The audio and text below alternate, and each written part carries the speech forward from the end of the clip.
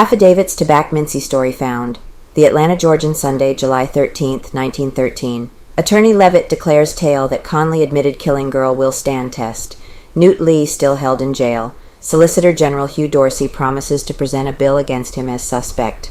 That several Negro women overheard Jim Conley when he ran the insurance agent Mincey away with the alleged statement that he had just killed a girl and didn't want to kill anyone else, and that the affidavits from the women are in the hands of the attorneys for the defense, was stated Saturday by Attorney J.H. Leavitt, who aided in obtaining the sensational affidavit from Mincey.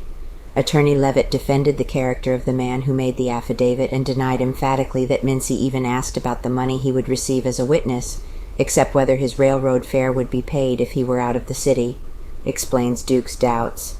I am attorney for the American Insurance Company and know its manager, J.S. Dukes, very well, said Leavitt. He sought to discredit the affidavit, very likely because Mincey left his employ to get a better position, and he had to do some of the outside work. Mincey is a college graduate and is well known in Atlanta. It will be utterly impossible to shake his evidence. I am not employed to represent Frank, and aided in getting this affidavit purely because I happened to stumble onto the information. Before I submitted it to Mr. Rosser, Frank's attorney, I spent 11 days investigating the character of the man, questioning the women in the neighborhood, and generally verifying the facts.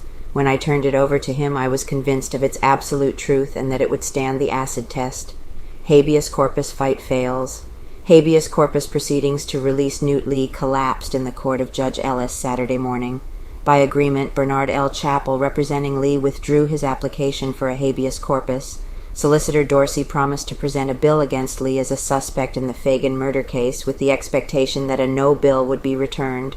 This appeared satisfactory to the attorneys for Lee as well as to the state. Luther Z. Rosser, Reuben R. Arnold, and Herbert J. Haas, of counsel for Frank, were in court to fight against the appearance of Frank as a witness.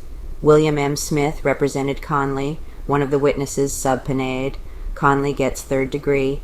Jim Conley underwent a racking third degree late Friday afternoon at the hands of Solicitor General Hugh M. Dorsey and Attorney Frank A. Hooper in an effort to verify or discredit the W. H. Mincey affidavit, in which the Negro was charged with confessing to the murder of a girl on the afternoon that Mary Fagan met her death.